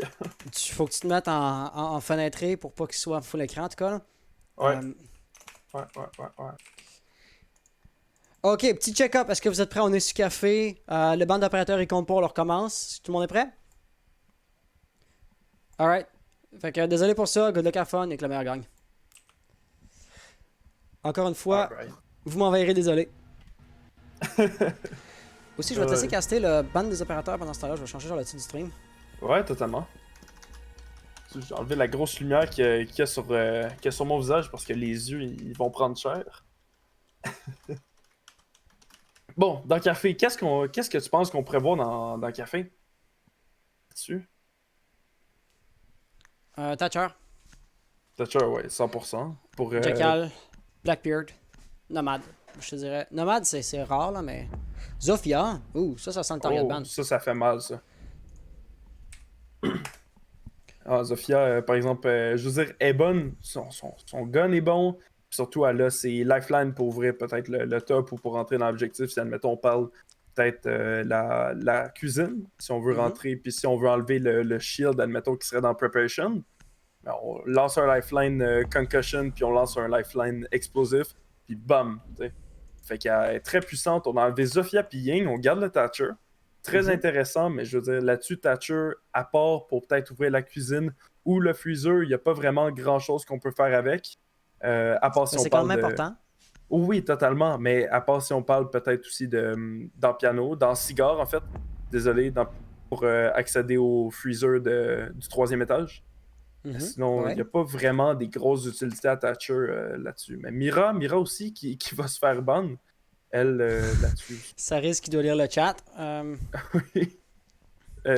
Wapu vient de s'en prendre une. Mais c'est ça, Mira là-dessus, je la vois pas souvent ban sur Café. Maestro, lui, qui va être super puissant, qui va être ban aussi. Lui qui peut deny le plant avec ses Evil Eyes. Alors là-dessus, je veux dire, peut-être qu'il y a eu des target ban là-dessus, peut-être comme la Zofia ou peut-être la Ying, dépendamment de la OnlyFans, on les connaît, son Lion, Ying, Dokabi, etc. Alors là-dessus, est-ce que ça pourrait être un target ban ou est-ce que c'est juste qu'on déteste Ying? Voilà, on sort le lion de Lion.pr, alors là-dessus, déjà, je l'avais call. Fait que c'est ça, on va sortir le bug, on va sortir le Jackal, lui qui refait surface, en fait, depuis quelques temps, à cause qu'on banne peut-être le Ace et le Thatcher, des affaires comme ça, fait qu'on doit laisser le Jackal en fait dans le jeu. Alors Jackal qui ressort de plus en plus, Ouais. ça va être intéressant de voir comment est-ce que le monde va s'adapter pour, en fait, les roamers surtout, comment est-ce qu'ils vont s'adapter pour contrer cette utilisation du Jackal-là. Alors, tout ça pour dire, on est première manche de préparation à la OnlyFans contre la Phoenix Rebirth. Ici, la OnlyFans qui va partir Kitchen. Là-dessus, ça va être très intéressant, mon cher Hans. Bah, tu sais, Kitchen qui serait pas ton emplacement de défense par défaut, on va dire, attendu. Et la plupart des gens vont avoir tendance à aller en haut, right? Mais d'après moi, l'idée justement, c'est de jouer un petit peu sur la désinformation. La Phoenix Rebirth, supposément, va s'attendre à attaquer le top, va avoir une composition faite sur mesure pour attaquer le top. Puis là, ils vont se rendre compte qu'on ne va pas aller en haut et qu'est-ce qu'ils vont devoir faire? Bien, ils vont devoir s'adapter, ou en d'autres mots, improviser. Ce qui est jamais préférable que de réellement se préparer à l'avance. Une chose est certaine, tu sais, la cuisine est encore un emplacement très viable. C'est pas comme si OnlyFans va se tirer dans le pied en prenant un emplacement de défense plus faible, mais en espérant blesser leur adversaire d'autant plus. Fait que va falloir voir ce que ça va donner. Mais définitivement, tu sais, Phoenix, ils drônent une fois, ils se rendent compte que c'est en bas, puis tout de suite, pendant la phase de prep, ils commencent à parler de qu'est-ce qu'on veut faire, comment on veut attaquer, puis ils vont pas être pris au dépourvu à 100%. C'est pas genre le bluff du siècle qui va nécessairement gagner la ronde à l'OnlyFans. Mais quand même, ça devrait être un petit effet ou un petit phénomène dans leur avantage. Là-dessus, totalement, je veux dire, Kitchen qui est très viable. Idiot qui... Je viens de comprendre son nom. Idiot qui vient de faire le premier frag sur Lyon. On va perdre quelqu'un qui est quand même assez... qui est pas important comme opérateur en tant que tel, entre guillemets, bien évidemment, mais qui peut être, comment dire, très utile à certains points, peut-être en fin de round. Ou, je te vire la question. Je te verrai la question de bord. C'est qui le entry fragger dans ce team-là? C'est qui devrait être le premier à rentrer? Puis s'il devait perdre sa fusillade, c'est qui devrait être le premier à mourir? Tu sais, Zofia, Ash, ça aurait des choix vraiment fulgurants. Puis ici, la seule personne qui me vient vraiment en tête, ben, ce serait Gibby Birth, hein, ton Jackal, qui pour l'instant joue pas du tout le jour de l'entry fragger. Fait que c'est la cohésion d'équipe pour la Phoenix Rebirth que qui va me porter un petit peu à confusion, tu vois. Leur choix stratégique, pas en termes de shoot, pas en termes de réflexe, pas en termes de game sense, mais en tant que décision d'équipe. C'est là que je suis un petit peu surpris. Oui, totalement. Là-dessus, moi, si j'avais quelque chose à dire, c'est qu'on voudrait sortir le monde de, ici, Bakery, fait que ça serait Jaeger. Et ici, oh! Maverick qui va se faire sortir par MXK, par Max? Oh, ça risque qu'il va faire le frag. Ouais, Mac. Wow. En tout cas, on pourrait l'appeler Mac. Là-dessus, Daiking qui va mourir au bal de Saris. Ça va être une situation de 5v2 avantage à la OnlyFans avec seulement 1 minute restante dans la manche. Oh, Percy qui a pas vu Give Me Birth! Non! Ah, là, il a tiré, par exemple. Sa position va être révélée et il va en payer le prix. Le game sense, en général, qui semblerait être un peu plus faible. T'sais, il tire d'un côté, il se pique exactement par là où il a tiré, mais il s'est retourné puis il a pas fait attention. Il va savoir exactement de quel côté ça va arriver. Il va faire un premier kill. Ils sont tous alignés, mais il en fera pas plus que ça. Ouais, ça va être l'OnlyFans qui va remporter la première manche. Puis je pense que c'est amplement mérité. Quand t'as une ronde qui est gagnée par le bout des doigts, un 1v1, wallbang, headshot chanceux, tu peux dire que c'est peut-être la chance qui a donné la ronde à l'une ou l'autre des équipes. Ici, c'était vraiment définitif. Là, OnlyFans ont vraiment ramassé la ronde. Là-dessus, totalement, je veux dire, le Jackal qui s'est fait sortir, le Lion qui s'est fait sortir en début de round, là-dessus, Kevin Burst aurait dû totalement gagner ce 1v1-là contre, bien évidemment, le Lésion, voilà. Là-dessus, je veux dire, je vois le game sense, mais il y en a pas assez là-dessus. Sur cette round-là, en tout cas, de qu'est-ce que j'ai vu.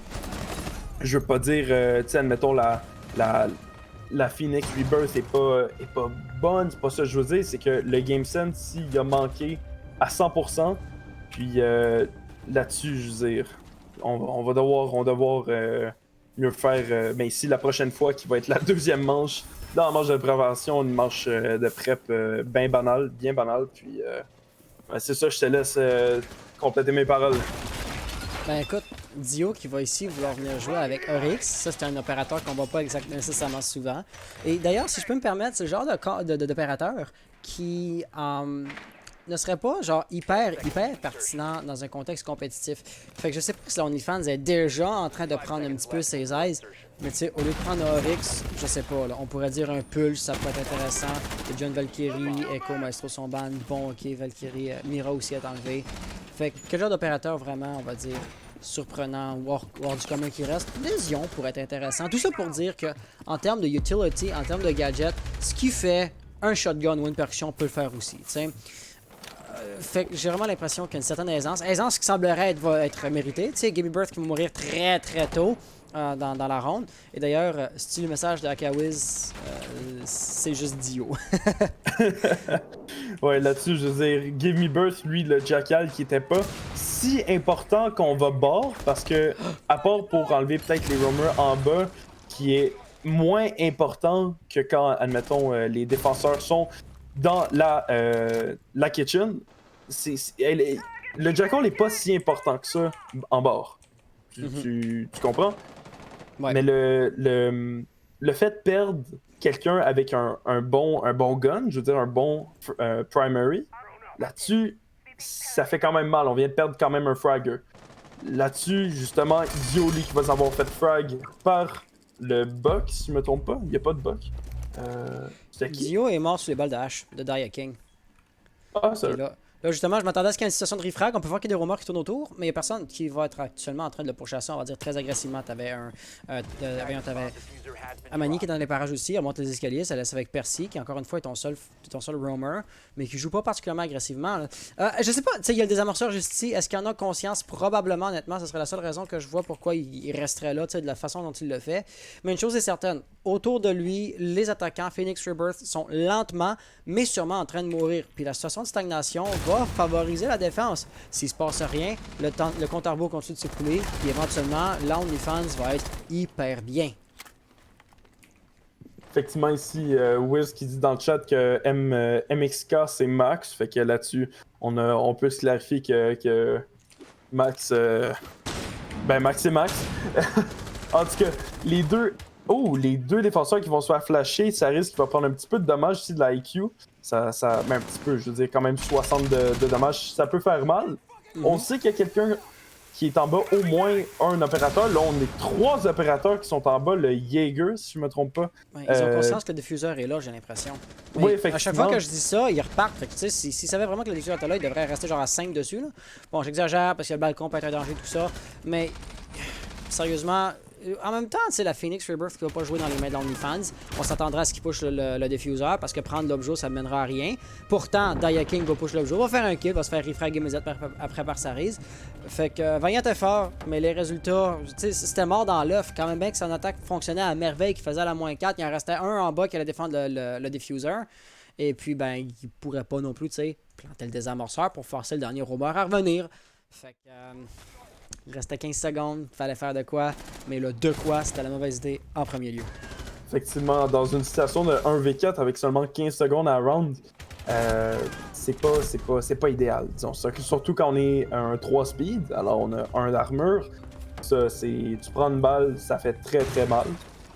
Premièrement, même si, admettons, c'est une balle de par exemple, Valkyrie, qui elle a vraiment pas beaucoup de dégâts, ou peut-être une Alibi, tu sais, ça fait quand même beaucoup de dégâts.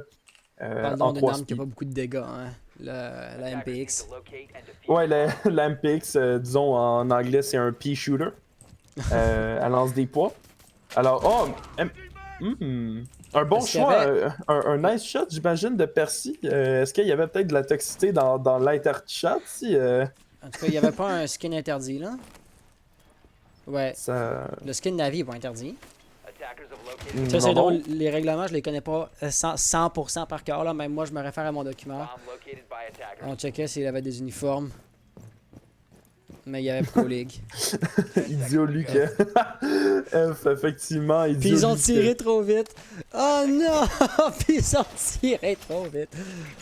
Ah, c'est dommage.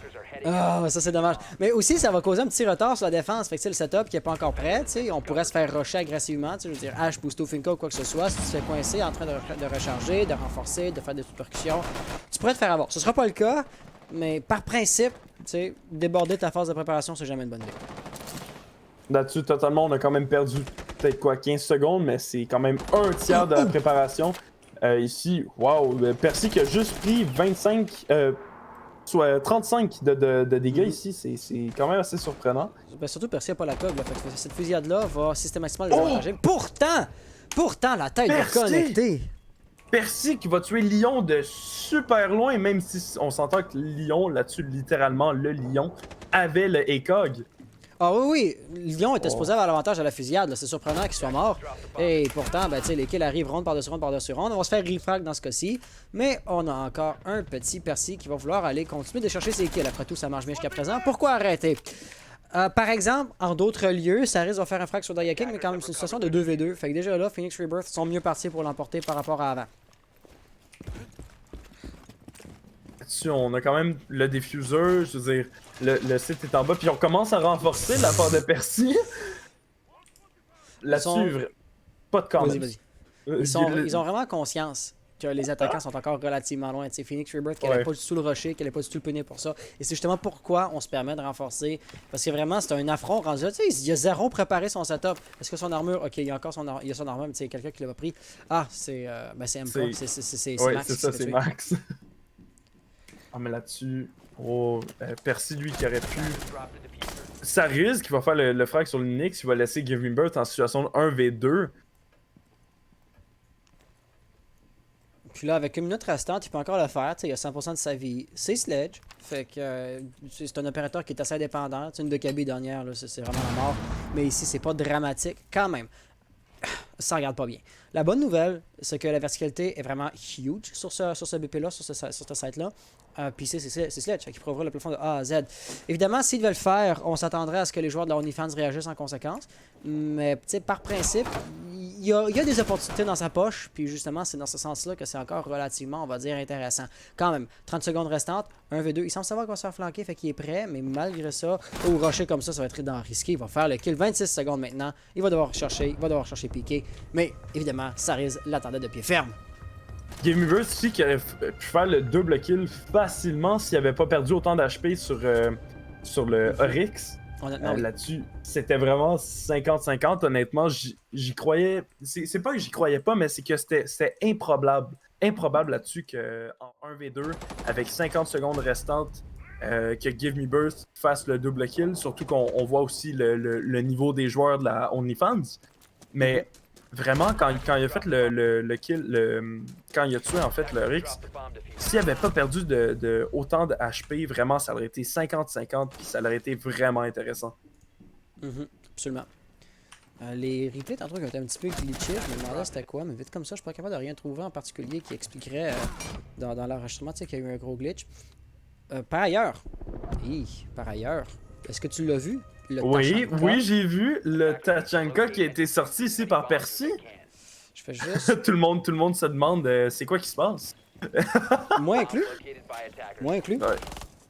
Ouais, Percy, lui, qui a pris en plus le sausage, le SSG, le shotgun le plus puissant du jeu, genre. Ben, c'est un shotgun très puissant, mais qui a une portée de, on va dire, 2 pouces. Oui, effectivement. Ça fait mal. Ça fait mal, mais les balles disparaissent, on va dire, en dedans de 2 secondes. Fait que c'est un petit peu plus inquiétant à ce niveau-là.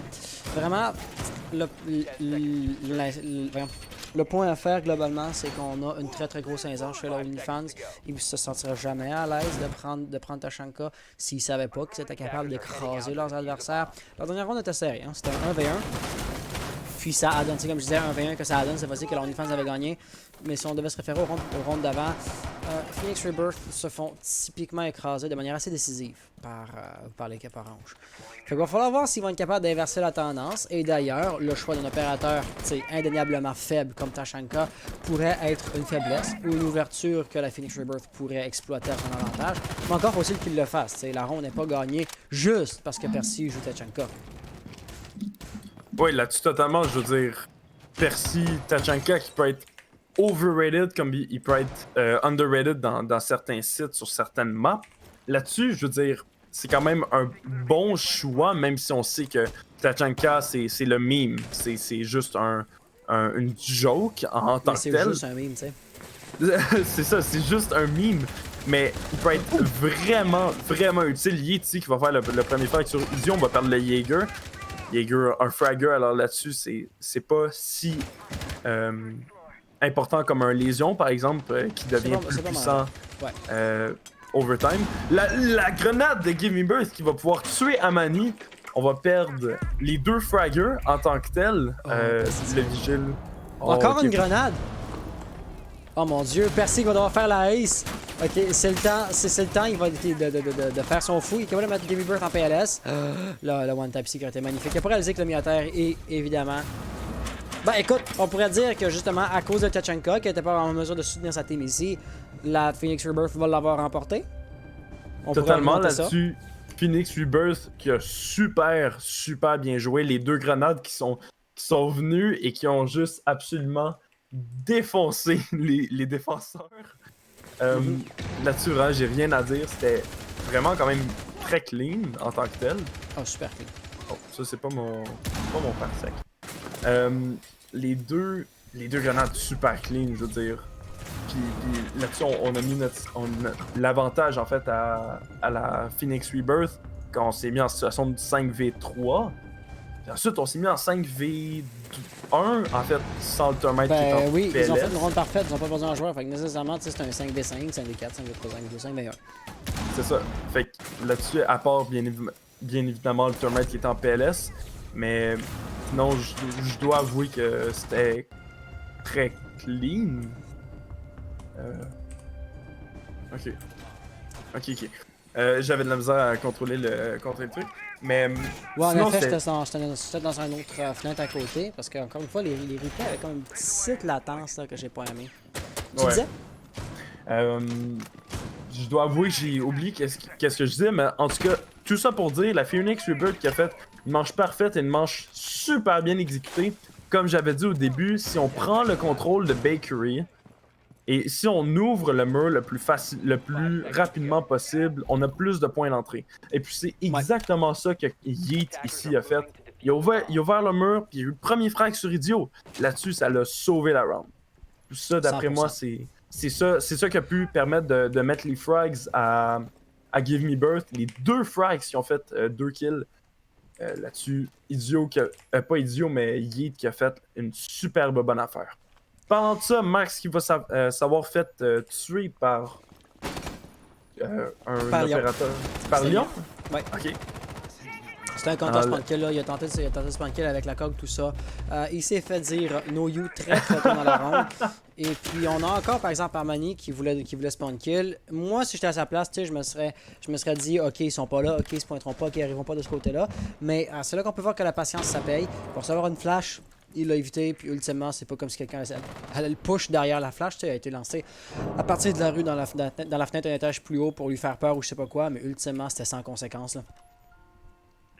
Totalement là-dessus. Percy qui va ressortir le Tachanka. Moi qui attendais vraiment pas, j'ai même pas vu en fait le pic du Tachanka. Yeet qui fait encore son move, il va ouvrir le mur avec sa Exothermic Charge. Là-dessus, meilleur choix à faire. Ouvrir les murs le plus vite possible pour avoir le plus de points d'entrée possible. Alors là-dessus, est-ce que ça va être un Groundhog Day? Peut-être pas pour la manche parfaite, mais peut-être pour la manche gagnée de la Phoenix Rebirth. Alors c'est ça qu'on va voir dans les 1 minute 27 restants au chrono. C'est... Le futur nous attend. Ouais, genre. Le futur nous attend. On peut inventer une expression. Mais une chose est certaine, ok? Arriver par le même endroit, ça va vous rendre extrêmement prévisible, puis là, ben, les OnlyFans sont prêts. Tu sais, ce sont 4 de 4, personnel avantage, l'ouverture a été créée, Yeet a fait un kill par là.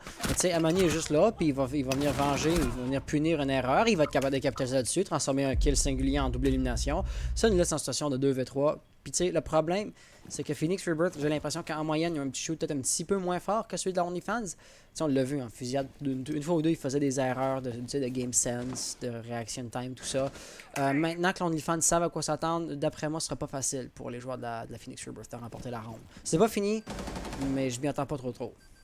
Non, là-dessus, situation de 2v3, je veux dire, on a vu la tête du aigu ici, malheureusement, Yeet qui était pas prêt. Yeet qui va se faire tuer par Idiot avec Lyon en 1v3, 25 secondes restant au chrono.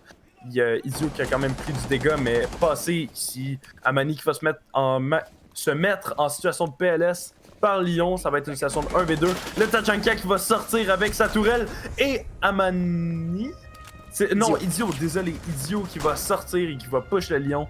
Qui va faire le dernier frag pour sa team. Ça va être 4-1. C'est ça, 4-1. Avantage à la OnlyFans.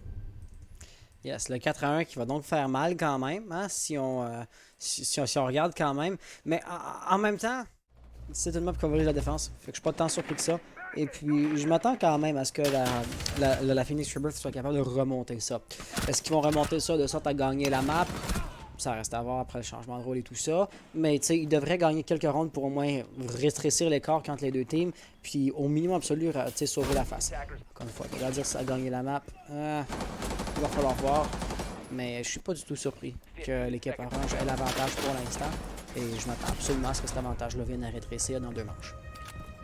Effectivement, quand le choix et le changement de rôle surtout va arriver, c'est clair que la Phoenix Rebirth va se reprendre et elle qui va sûrement en fait reprendre les matchs perdus. Alors là-dessus, effectivement, Phoenix Rebirth qui devrait, pour se mettre en avantage, entre guillemets, gagner la prochaine manche pour se mettre en 2-4.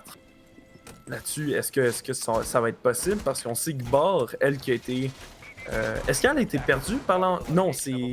Elle a été... Non, c'était Kitchen qui a été gagné par Phoenix. Donc tous les autres endroits de défense ont toujours été gagnés par l'OnlyFans. C'est ça. Alors là-dessus, son Barr, d'après moi, le site le plus facile à défendre. Alors la Phoenix, ici, qui doit vraiment sortir The Element of Surprise pour surprendre la OnlyFans. Eux qui d'habitude surprennent les opponents, les personnes, les adversaires, effectivement, merci. Alors là-dessus, est-ce qu'ils vont pouvoir faire un no-you justement à la OnlyFans ou est-ce que malheureusement ils vont se mettre en situation de 1-5? C'est ça qu'on va voir dans les 2 minutes 30 qui restent à la ronde.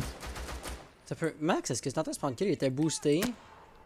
Puis, tu sais, il avait l'air vraiment prêt à s'attendre à une fusillade. Pourtant, tu sais, j'arrive pas à comprendre pourquoi il se serait piqué s'il s'attendait pas vraiment à ce qu'il soit en pleine fusillade, d'où la forte probabilité du run-out, finalement, qui a pas eu lieu. Tu sais, je disais, les portes sont encore bien intactes, n'ont pas encore été arrachées. Le garage aussi était en un seul morceau. Fait que j'arrive vraiment pas à expliquer pourquoi il a fait ça. Mais il a définitivement attiré mon attention. Et ça doit être ça. Il était en pleine fusillade, pile quand je change de ligne. On peut voir que la porte a été partiellement arrachée, probablement par Lyon. Mais tu sais, le run rendu là est plus une bonne idée. Fait que on va retenir notre attention sur l'objectif. C'est quoi, il y a combien de silhouettes? Mais what? Mais what? Wow! Ok, là-dessus, c'est la OnlyFans. Ils vont sortir The Element of Surprise. Oh my god! Ils sont tous derrière. Ok, parce qu'ils utilisent Tachanka comme un miroir noir de Mira, genre. Ok, mais ça, tu meurs. C'est comme un... Non, mais c'est parce qu'une grenade fait la 5 kills, là. Une grenade fait la pentakill. Ouais, mais là-dessus, il y a les 3 Elias. Ah non, même pas. Ben, ça veut dire qu'il y en a 2 parce que j'en ai entendu. J'ai entendu du gros son de Elias là-dessus. C'est très possible.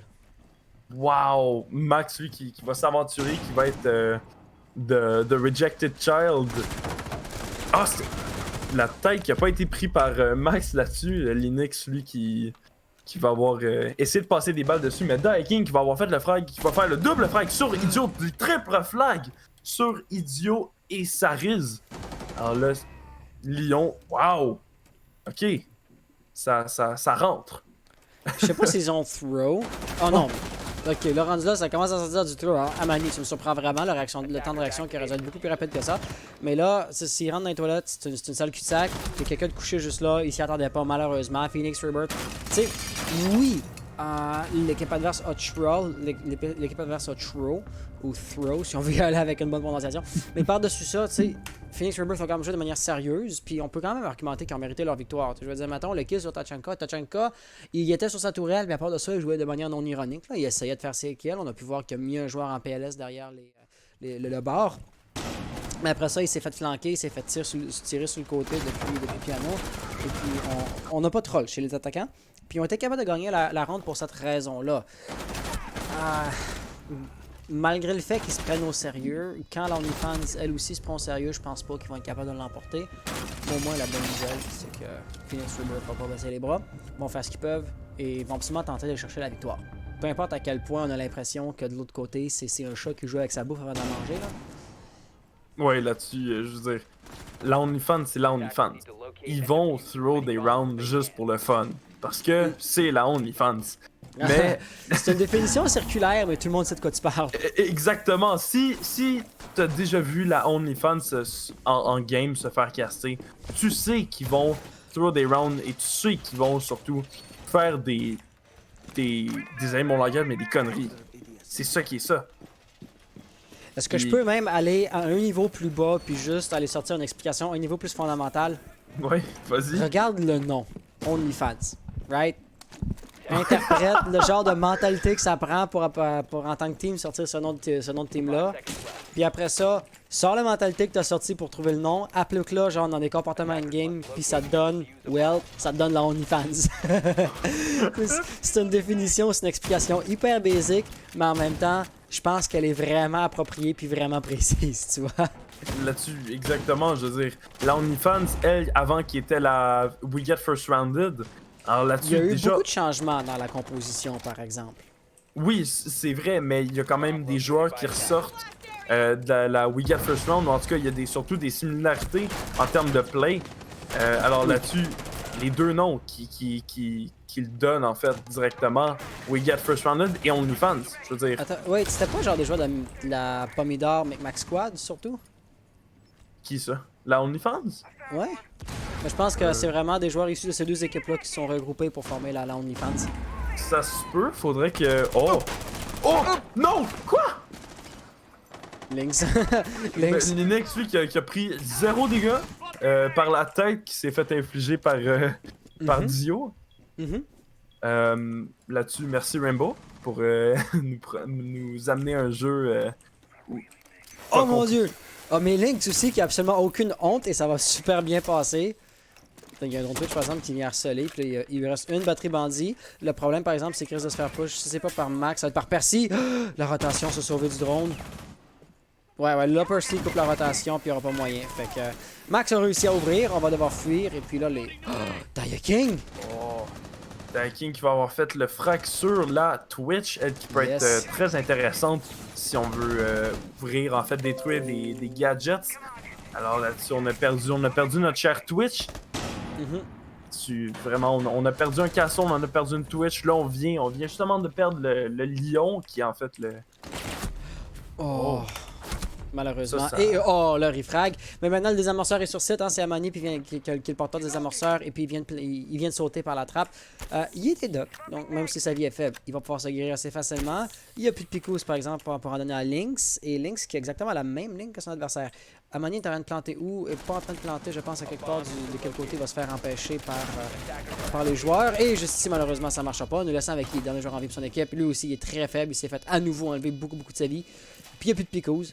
Donc, il est en situation de 1v2, ça risque de se faire abattre très facilement.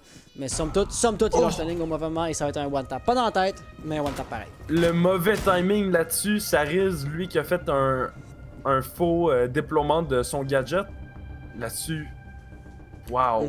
C'est un bon bait, hein? On l'entend, on se dit, ben ça va peut-être un hologramme, ça donne des informations, certes, mais c'est pas un réel danger. Exact. Et pourtant, ton supposé hologramme, ça donne qu'il tire des balles. Effectivement, oui, l'hologramme, en fait, que j'ai vu en fait sur la chaîne de Coconut Bros sur YouTube. Il y en a, lui, en fait, qu'est-ce que Coconut a fait, c'est qu'il expliquait comment faire, en fait, pas le glitch, mais le fake Yana deployment. Puis j'imagine que c'est ça que ça risque a fait. C'est très fort.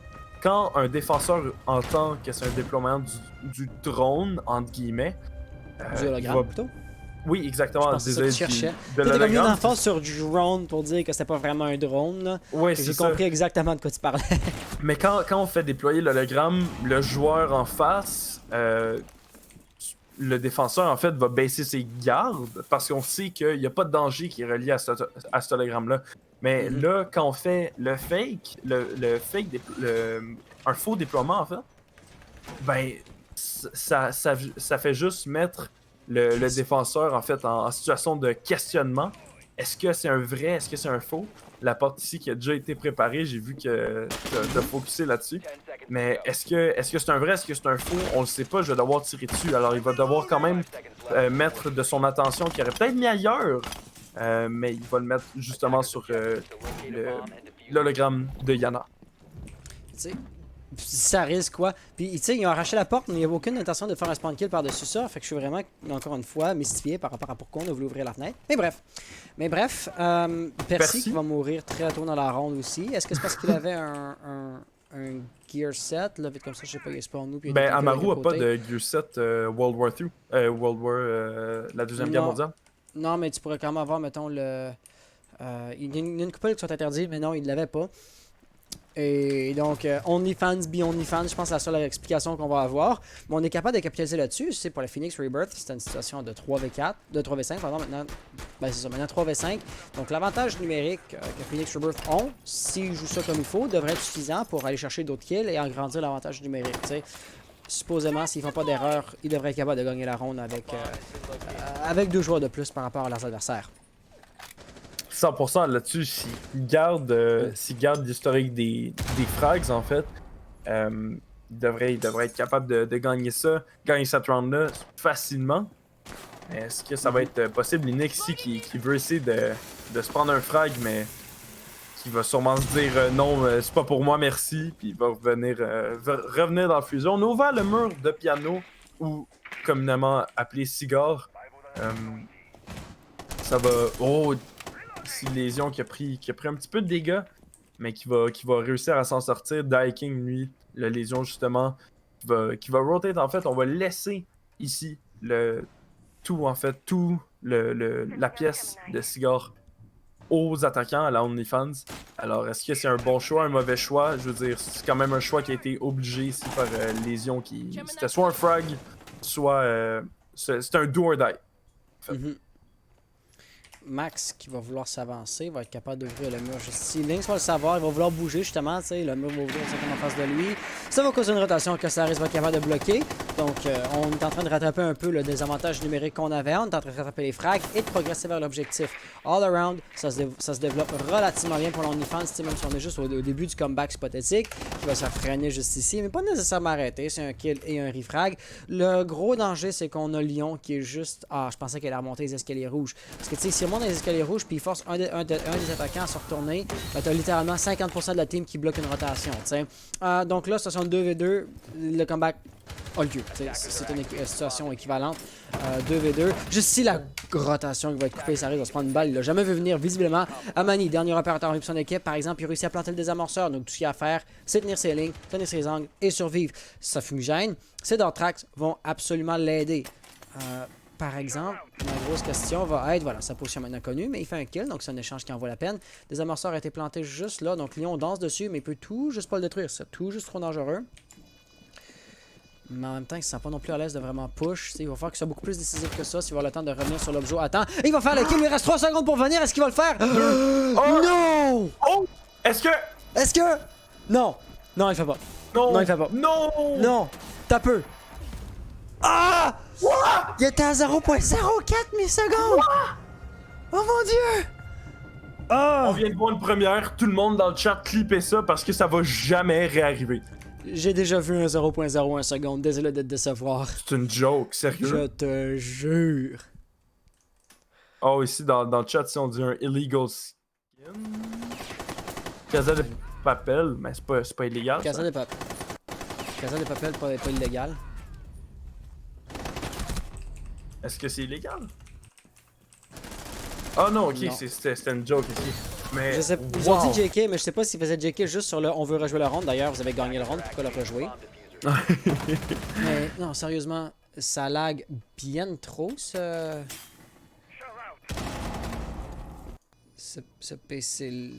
ces replays-là, c'est pas normal. Ok, c'est toi qui... Ah non, ok. Je m'en dis, moi, ça veut dire mon PC vient de freeze, alors c'est peut-être toi qui avait peut-être freeze, mais... C'est ça, les autres... C'est juste... Attends, c'est juste les uniformes Pro League qui sont autorisés, ou c'est... Non, ok, les gars.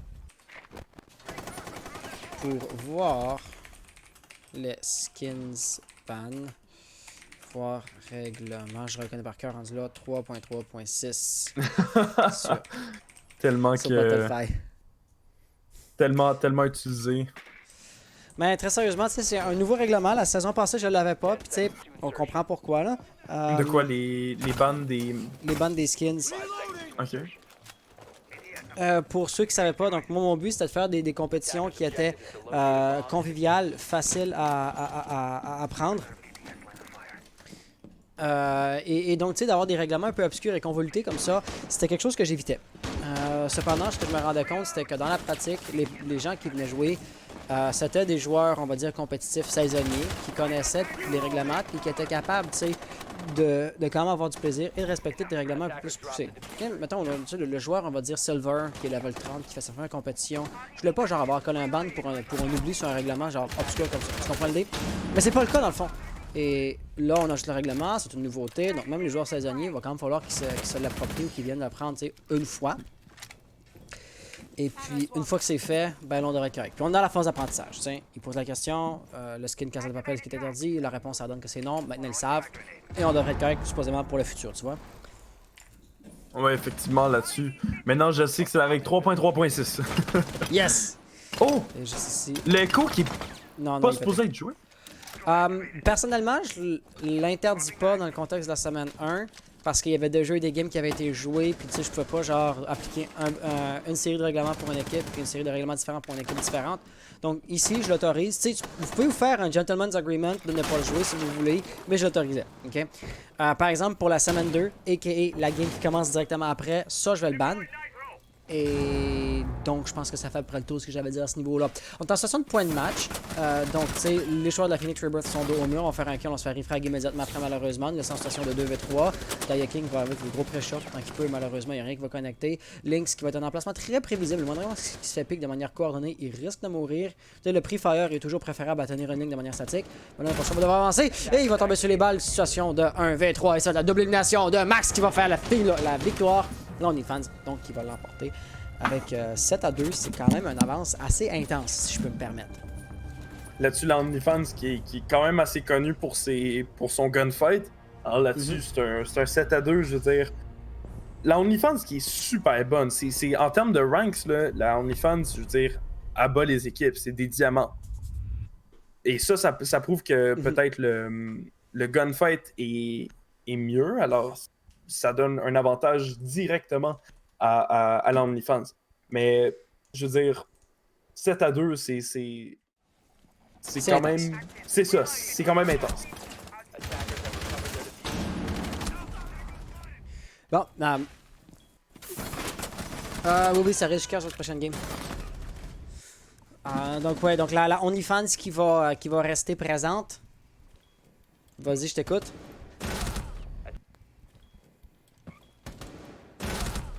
Les... Non, mais c'est Ouais. correct, c'est juste qu'on pensait que dans d'autres ligues, c'est pas ça, fait qu'on pensait ça. Mais pour. Ouais, donc, Echo, ce qui se passe, c'est que je l'avais pas ban pour d'autres games de la semaine 1. Fait que, tu sais, je pouvais pas appliquer un règlement pour une game puis un autre règlement pour un autre game. Mais dans le cas de la semaine 2, je l'interdis. À cause de son glitch, évidemment. Fait que pour la prochaine partie, vous aurez pas le droit. Donc, voilà, un GG pour vous. Je vous ferai bien une interview, mais vous avez une autre game qui commence dans 4 minutes. Fait que je pense qu'on va faire le map ban de la prochaine partie à la place. Fait que je vais vous envoyer ça sous peu. Ok, oui. Donc, on va sortir les liens map ban. Ah oui, d'ailleurs, regarde, si tu veux avoir une idée, là, Madro, je t'avais compté qu'il y a eu une grosse mise à jour chez MapBan. Ça a l'air de ça à cette heure. Tantôt.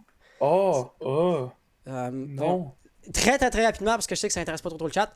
Manage Sponsor, Manage Browser Source. Et Browser Styles, c'est la même chose. Ça, nous on l'a parce que nos comptes sont des anciens comptes, puis on garde les affaires. Si vous voulez pas genre briser ce qui était déjà fonctionnel. Mais les nouveaux comptes, ont juste ça, ok? Parce que genre View Groups, ici tu l'as, genre ton main, puis toutes tes autres affaires, ok?